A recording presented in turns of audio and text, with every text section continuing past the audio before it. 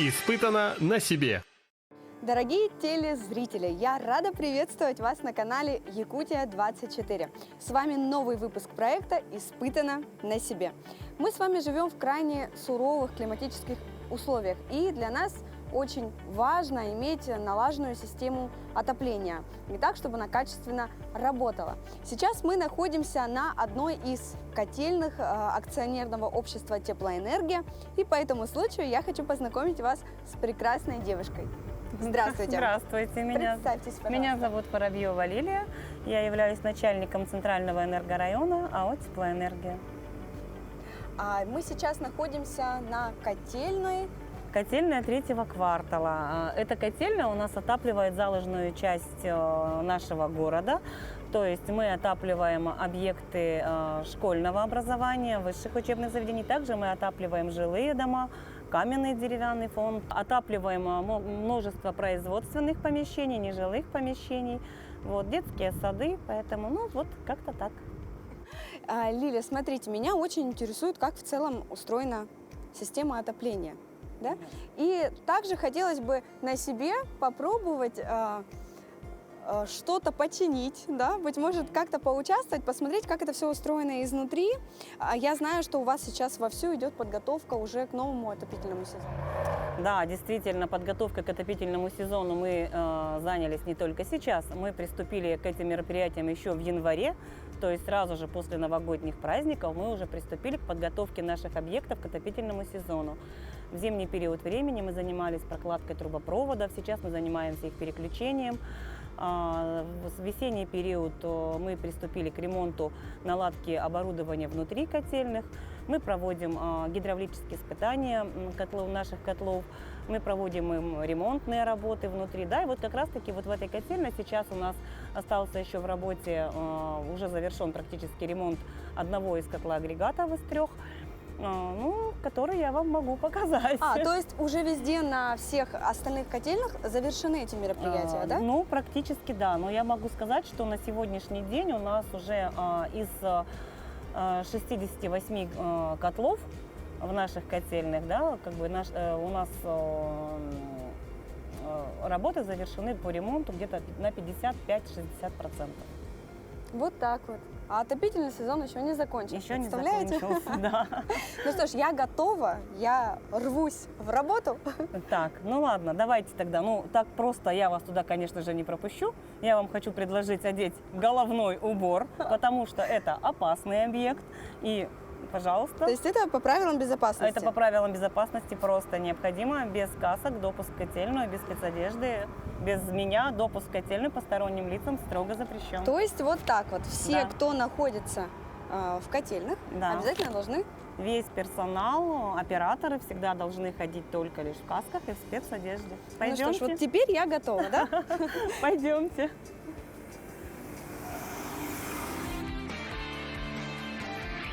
Испытано на себе.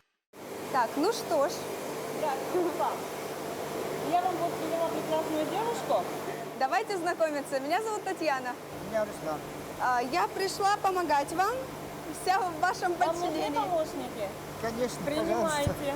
Пусть девушка попробует, что такое работать ключом, что такое оборудование наше. Перчатки. Так, перчатки давайте. Угу. Что сейчас происходит? Устанавливаем вентилятор газовый. Разобрали, электрики, подшипники поменяли. И сейчас обратно устанавливаем. Давайте собирать. Пожалуйста. Что ж, работа крайне ответственная, да? От меня зависит сейчас система отопления. Так, нужно закручивать, да? Давайте. В какую сторону? Вот я правильно делаю же, да? Правильно. Мы сейчас закручиваем болты, то есть установили и фиксируем, да? Фиксируем. Да.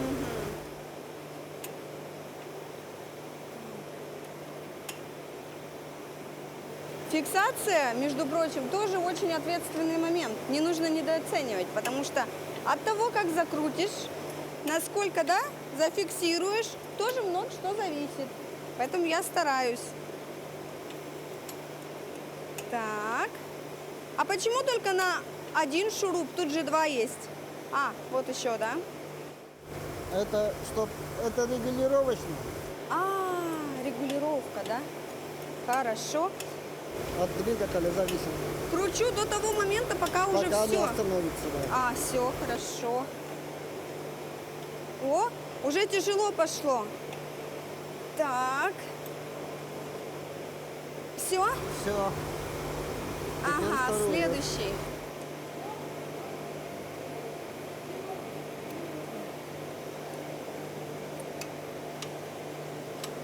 Вот мешает вот эта штучка, конечно, да?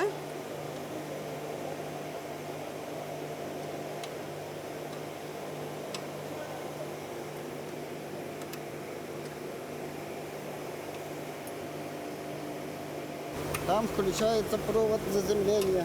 Заземление? Вот здесь, да. Мне кажется, мне руками и то быстрее. Так. Ой, перчатка моя.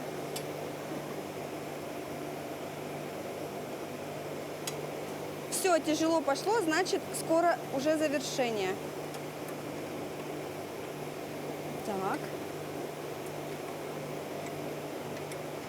Если честно, очень такое внушительное оборудование, даже как-то страшновато рядом стоять. И очень шумно на котельной. Наверное, от этого очень тяжело работать, я так думаю. Сложно работать? Когда привыкаешь, нет. Шум не мешает потом уже? Нет, да?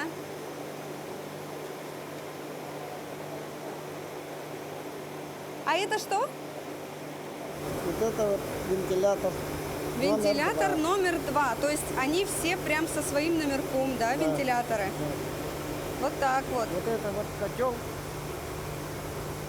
КСВ 1,9 ГС. Ага. У него теплопроизводительность вот 1,9 мегаватт. А если вдруг, не дай бог, что-то пошло не так, как вы это понимаете? Уже, наверное, слышите, да? Да. Даже по звуку? По звуку, да. Вот опыт, да? Давно работаете?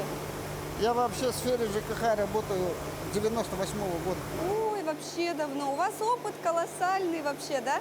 Золотой сотрудник получается. Так, ну что ж, я справилась, правда? Я закрутила гайки, закрепила вентилятор.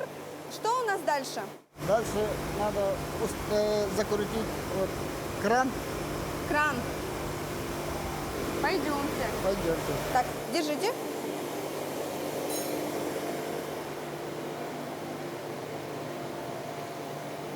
Дальше закручиваем кран. Вот. Кран Это что? это кран для, чтобы проверить котел на, как вам сказать, На на работоспособность? работоспособность. И чтобы течи не было. Отсюда вот качаем воду насосом, поднимаем давление и смотрим, есть течь или нет. Угу. Это Вот. проверка своего рода, да? Да, проверка. Да. Давайте. Так, Пожалуйста. Закручиваем сюда. С этой стороны. вот этой стороной, да? Прикручиваю, да? Да.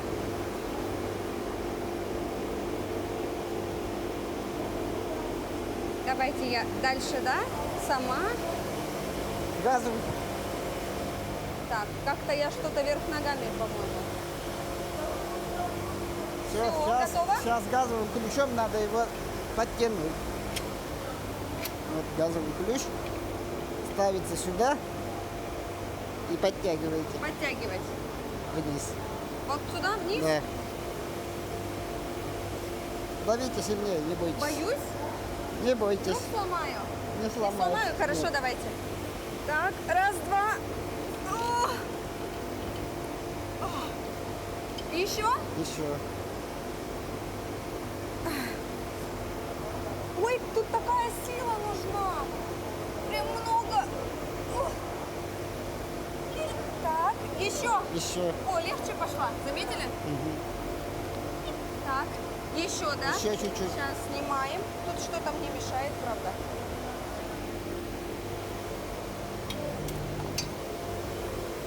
Так, закрепила. Пошло. Ой.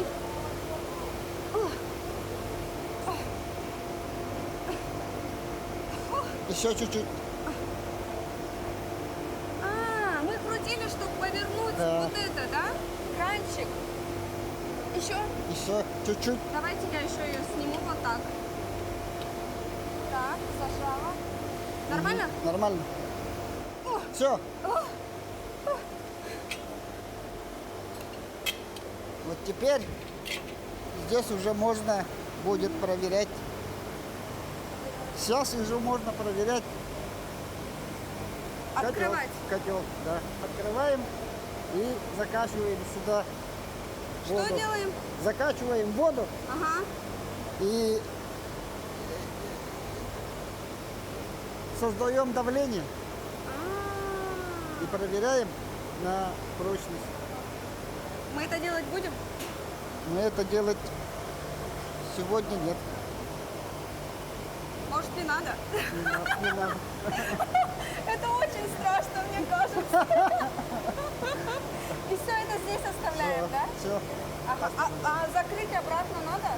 Ну, пускай стоит. Вот так лучше, да?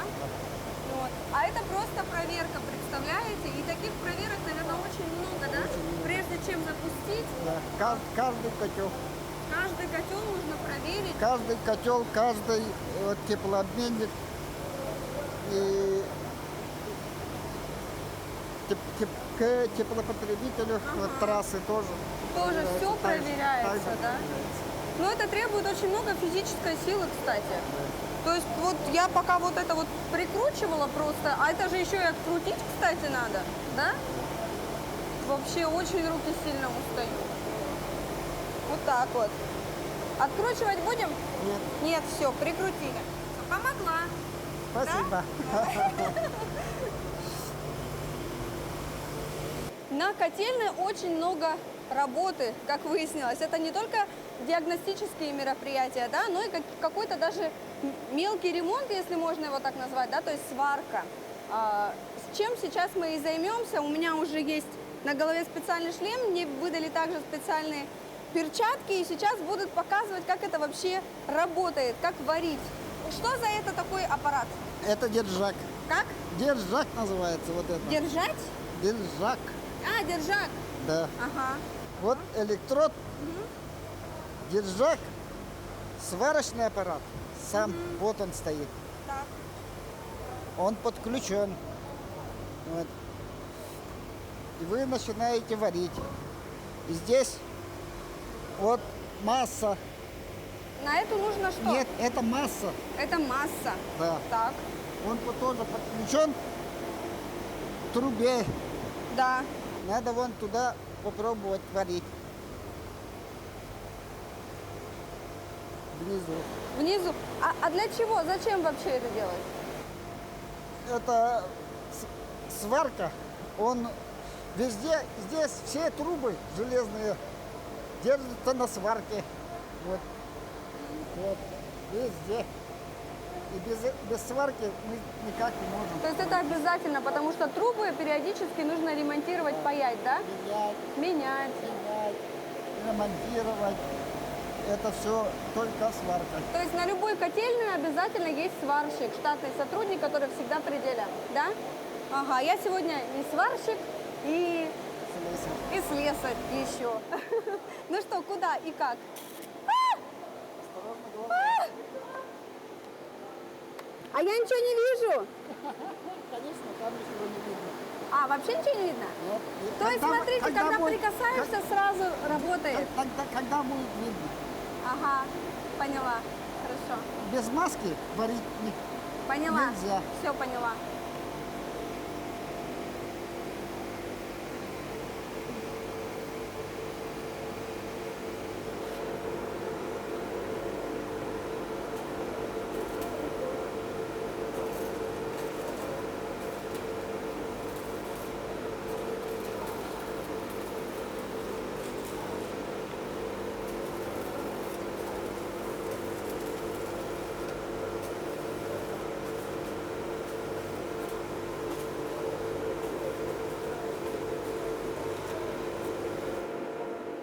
Застряла. Все. запах, конечно, такой специфичный. Кстати, очень крутая штука. Очень простая в обращении. И когда закрываешь шлем и начинаешь... Маска, да. Когда закрываешь маску, ничего не видно. Но от как бы струи вот этой искры, они как бы подсвечивают, и все видно. Да? Ты видишь, что ты делаешь. Вот так вот. Все, спасибо. Испытано на себе. Руслан, спасибо вам большое за то, что вы сопровождали меня в моих нелегких испытаниях. Вы, получается, мастер, да? Должность у вас так звучит, мастер, да? Ага, ну тогда я на полных правах могу у вас спрашивать, как, насколько я справилась. На пятерку. На пятерку справилась, да? Я вот впервые человека вижу, который только что увидел держак и начал варить. Как приятно! То есть, если что, для меня, наверное, вакансия найдется? Найдется. Ну, значит, я справилась, да? И смогла работать в шлеме. А, кстати, в нем очень тяжело работать. Он достаточно такой тяжелый и как-то вперед постоянно тебя клонит. А что касается котла, ну, давайте будем откровенными, там уже все работы практически были выполнены, да? Мы как бы только его зафиксировали, да? Но, тем не менее, я справилась, на ваш взгляд, да? Все, хорошо, спасибо. Ну, спасибо вам, потому что без вашей помощи, естественно, я бы ничего не смогла. Испытано на себе. Дорогие телезрители, вот мы и переместились уже с самой котельной в комнату оператора, я правильно понимаю, да? Так как действительно там очень шумно и сложно разговаривать, да? Здесь зато мы можем с вами побеседовать. Это комната оператора. Да. Операторы у нас работают в круглосуточном режиме, следят за котельными в зимний период времени, да. Поэтому как бы у них должно быть свое место рабочее, как бы, ну, вот небольшие комнаты, где они иногда могут немножко отдохнуть, но в основном они у нас, можно сказать, не спят, потому что они следят всегда за оборудованием, за показанием всех приборов на нашем оборудовании, для того, чтобы не было сбоя в работе в котельном и насосном оборудовании. То есть оператор, он всегда на чеку. Всегда Если на что-то чеку, вдруг, да. то уже Да. начинаются какие-то... Да, конечно, действия. это же первый его звонок, это, допустим, звонок в АДС, это центральная наша АДС при нашем акционерном обществе «Теплоэнергия». Вот. А дальше уже по разнарядке всем, меня, директору, в общем, ну, АДС уже дальше отрабатывает со всеми, докладывает всем о нашей обстановке.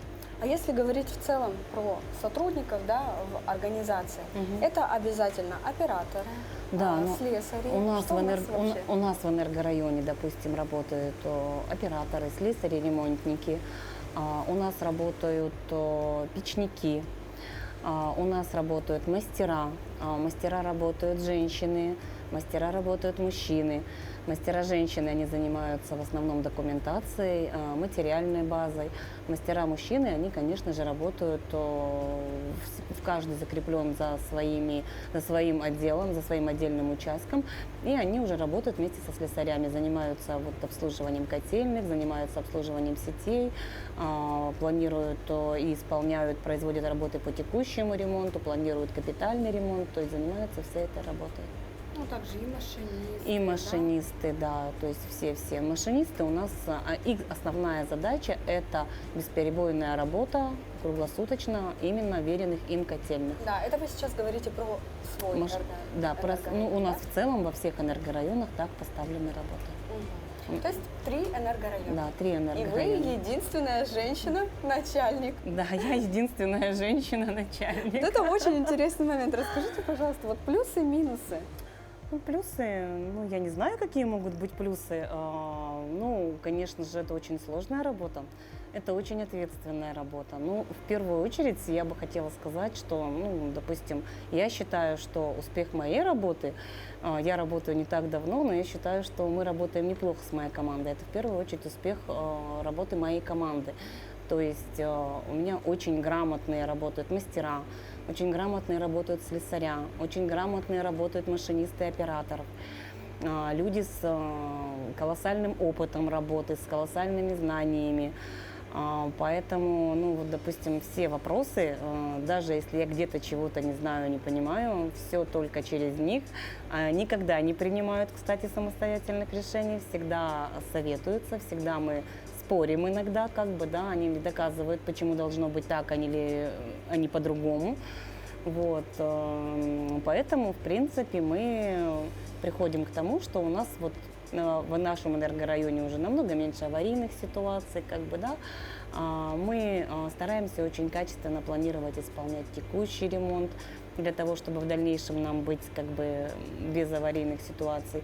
Ну, плюсы работы женщины, ну, наверное, в том, что ну, иногда можно как-то и кнутом, и пряником их погонять, поэтому, в принципе, это очень хорошо. Вот показательный момент, да, я спросила про вас, Лилия, а вы начали нахваливать сотрудников, да? Ну, потому что успех работы в первую очередь зависит от слаженной команды, от тех людей, которые стоят за моей спиной. Женщины, конечно, более внимательные. Один в поле не воин, тем более в таком поле, как у нас. Это очень сложно, это колоссально сложная работа. Бывают такие моменты, когда мне просто даже жалко наших ребят, когда мы работаем и в минус 50 на улице, когда мы и ночью можем работать, как бы, да, устранять какие-то аварийные ситуации, когда они работают в котлах, где и так как бы достаточно летом, допустим, на улице жарко, соответственно, и котел, даже если он стоит не работающий, в нем работать ну, невозможно, да, то есть как бы здесь тоже нагрузка на них идет вообще колоссальная. Поэтому всегда им говорю, нужно работать летом хорошо, чтобы зимой сидеть в тепле подольше, чтобы не было никаких аварий. Поэтому стараемся. У нас есть цели, у нас есть задачи, и мы стараемся их исполнить. Да, действительно, вот очень сложная работа, соглашусь, очень ответственная, да, действительно. И интересный момент, что отопительный сезон, я уже говорила, не закончился, у вас уже практически, да, вы уже готовы к следующему, можно сказать. Ну да, можно так сказать. Ну, конечно, как сказать, вот, допустим, если брать вот по ремонту котлов, ну, на где-то процентов 55 мы уже готовы, да, по насосному оборудованию точно так же. Как бы по тепловым сетям, по сетям горячего водоснабжения работы, конечно, предстоит очень много, но мы работаем. Я же говорила, что мы начали работать еще в январе месяце. То есть и уже большая работа в этом направлении нами проведена. А у нас уже работают подрядные организации, которые занимаются капитальным ремонтом, что на сетях, что в котельных. У нас проводится ремонт котлов в котельных второго квартала, то есть капитальный ремонт. То есть мы уже эту всю работу проводим, независимо от того, что отопительный сезон еще продолжается. Это очень здорово, такой капитальный, скажем так, подход, да? Да, это прекрасно. В наших суровых условиях это очень важно.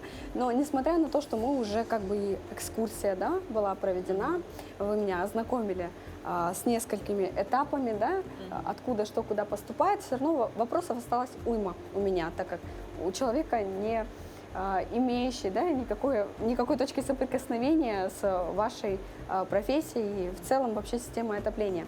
Как все же она устроена? И такой вот у меня вопрос. Глупый, наверное, но правда очень интересно. Когда вода выходит уже с котельной по трубам, она идет сразу до потребителя, правильно? Теряется ли температура в минус 50? То есть вот с котла вышло там сколько градусов? Ну, минус 50. Ну, допустим, смотрите, вот давайте посмотрим температуру, да, которая подается на минус 50. Вот температура подающего трубопровода должна быть 92 градуса. Обратного трубопровода должна быть 68 градусов. Вот, к обратному сейчас вернемся. 92 вышло. 92 вышло, до потребителя она должна дойти с минимальными потерями. То есть, ну, 92 вышло, и градусов 90 она должна быть у потребителя. То есть в батарею она заходит 90 уже градусов. Где-то 92 Да. градуса всего. Да. Ну, а как? Ну, достаточно тонкие трубы, да? Не теряется температура? Как Нет, это? во-первых, для того, чтобы этого не произошло, чтобы не было тепловых потерь, мы проводим очень качественную изоляцию тепловых сетей. Да, и система теплоснабжения устроена так, что как бы она постоянно циркулирует. Вот, труба подающего трубопровода и обратного трубопровода, она находится вместе, то есть в одной пачке утепления, как бы в одной схеме утепления.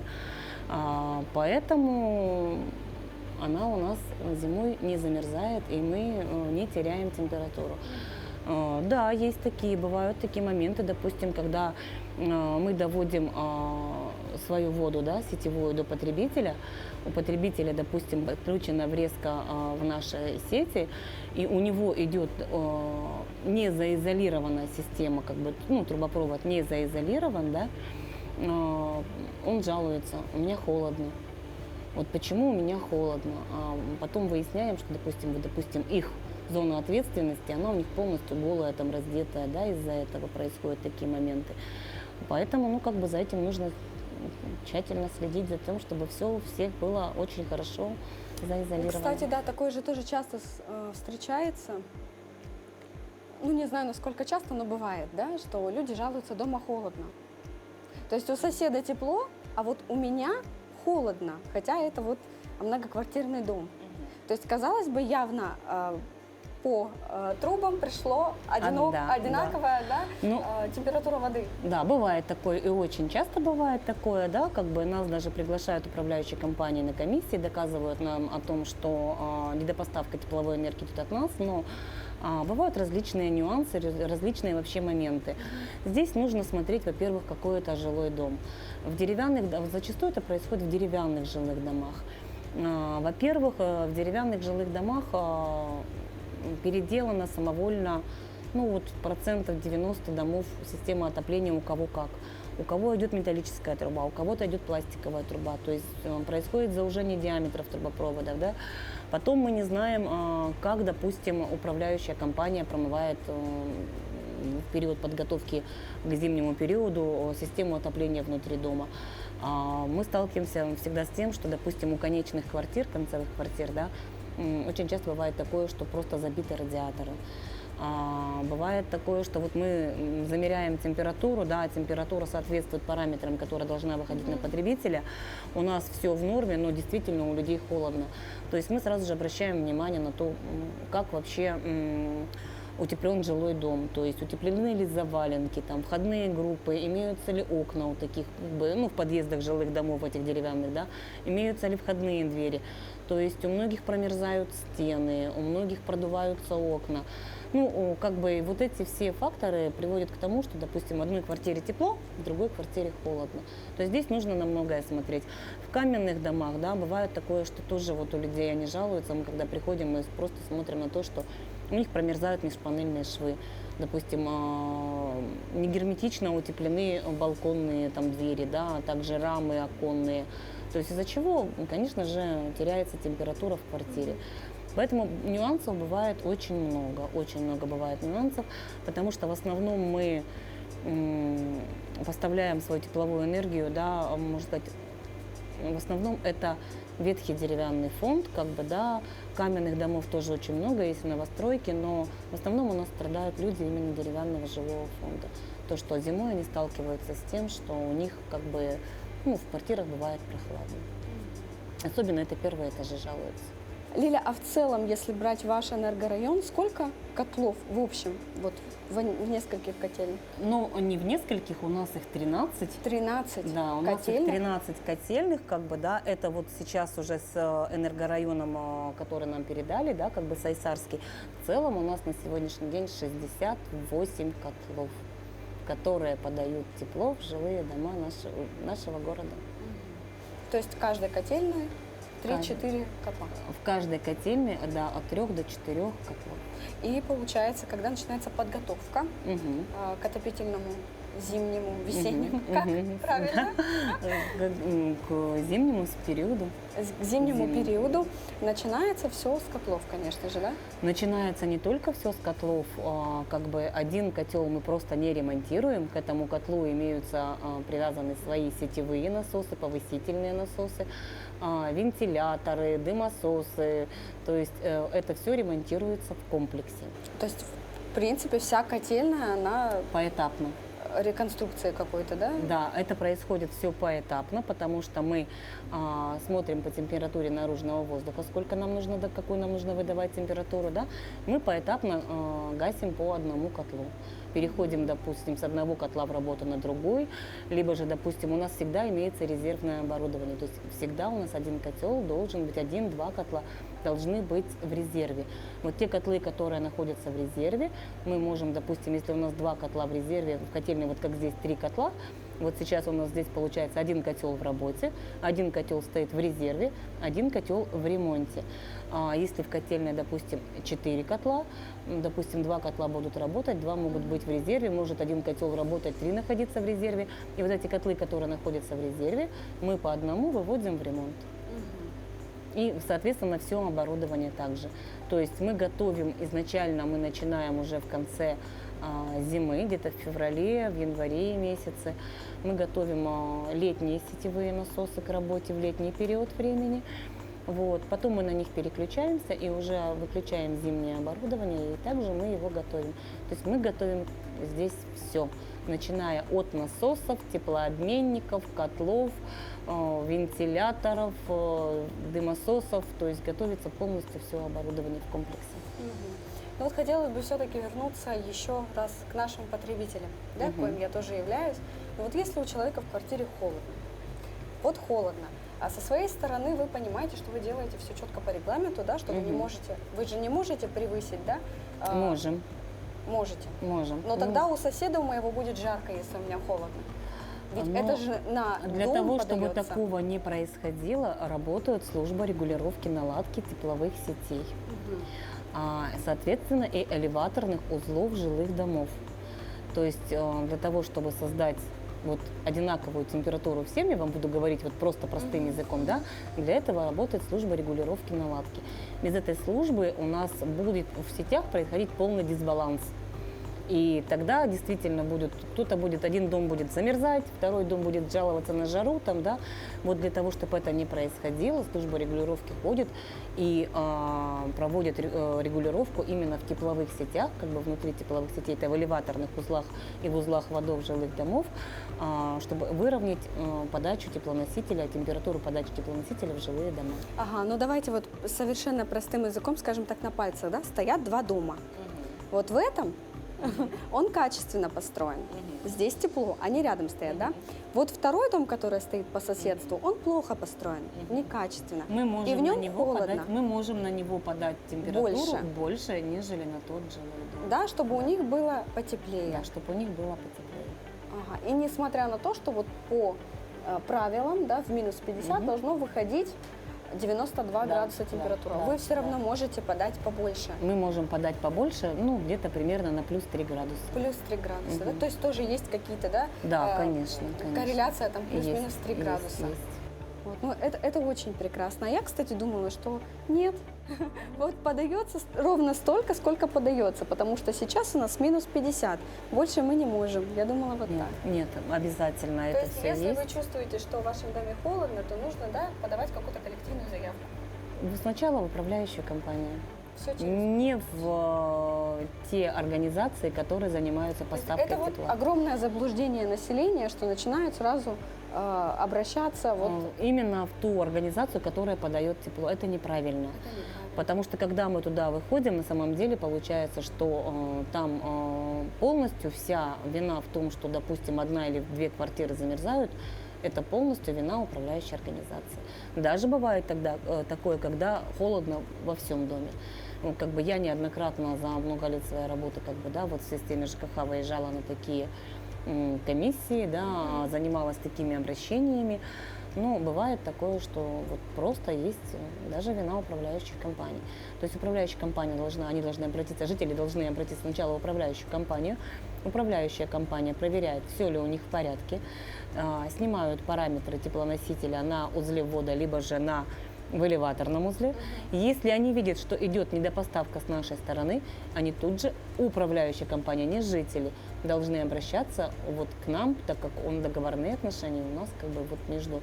Ну, хотя сейчас тоже даже многие жители перешли на прямые поставки, но все равно у них договора управления с управляющими организациями. Тем более, что касается вот теплоэнергии, да, акционерное общество. Здесь же все максимально прозрачно. Да. Это все прослеживается, что поступает ровно столько температура, сколько Всё, должна. да. Чаще Везде, всего... везде установлены приборы учета. То есть мы видим, какой теплоноситель мы подавали, во сколько там по времени до секунды мы можем посмотреть, то есть все параметры, что у нас было. Если мы где-то видим, что где-то у нас был проскок, мы сразу же задаем вопрос оператору, почему это произошло.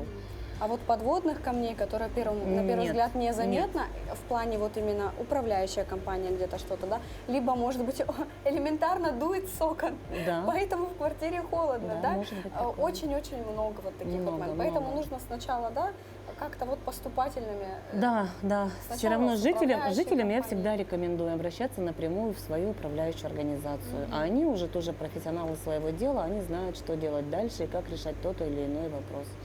То есть у себя в энергорайоне, да, я очень тесно работаю с управляющими компаниями, с управами. Нам очень удобно так работать. То есть, когда раньше, допустим, управляющие компании там, и управы писали письма в нашу большую организацию, да, и ждали потом каких-то там ответов, когда там что там, да, будет, то сейчас у нас такого нету. Как бы я немножечко ломаю эту схему, как бы я ее сломала, эту схему, да, у себя в энергорайоне, по крайней мере, ко мне обращаются напрямую.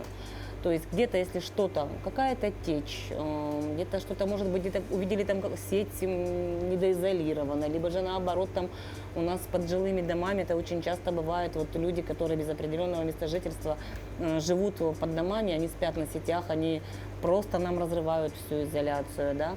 То есть вот такие все нюансы, такие все моменты, даже когда у жителей холодно, они обращаются в управу, управа тут же обращается ко мне напрямую, мы выходим, смотрим, решаем все совместно, быстро, без... Это очень удобно. То есть у нас прямой диалог и решаем все вопросы напрямую. Также и управляющие компании. Что-то где-то происходит, они тут же мне звонят, мы тут же выезжаем, вместе с ними смотрим. То есть мы не ждем, пока откуда-то придут нам какие-то письма, там кто-то что-то там. То есть стараемся решать все быстро и оперативно. И я так думаю, что это очень даже удобно, потому что, насколько мне известно, число жалоб на нашу работу от управляющих компаний, от жителей гораздо сократилось, потому что мы именно выстроили весь процесс работы, взаимодействия напрямую. Поэтому... Такие коммуникации очень, конечно, Да. важны.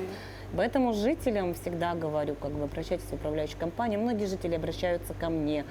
Я стараюсь максимально быть задействована во всех WhatsApp-группах, которые созданы в жилых домах, в которые мы поставляем свои ресурсы. То есть в этих группах я вижу жалобы, на что жалуются жители, да. Как бы если где-то в каких-то группах меня и нету, то мне тут же сообщают об этом. В управе строительного округа я состою в группе, в очень большой группе, там такие активные старосты, то есть в группе этих старост. Там есть представители буквально каждого жилого дома многострадального, да, как бы квартала. Мы стараемся сразу же оттуда забирать все наши проблемы, сразу же их напрямую решаем, то есть свои проблемы забираем сразу на себя. И все, и людям это нравится. Ну что ж, Лилия Александровна, хочу вас от лица всех благодарных потребителей поблагодарить, во-первых, за работу. Это очень сложная работа. Вы действительно дарите нам всем тепло и уют в доме. Этого многого стоит, да? Тем более, повторюсь, в нашем суровом климате. Действительно, с мороза хочется прийти домой, где очень тепло. Да, чтобы было тепло, светло и уютно. Это действительно так, да. Спасибо вам огромное, что любезно продемонстрировали. Надеюсь, я справилась со всеми заданиями. Справилась. Да? Очень приятно. Потому что были хорошие наставники. Да, сделали мне экскурсию, все объяснили, разъяснили, показали.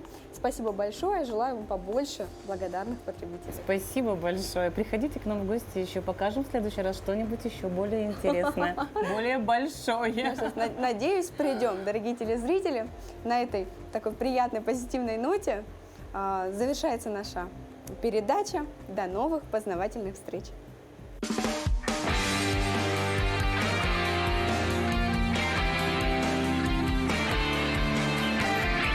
Испытано на себе.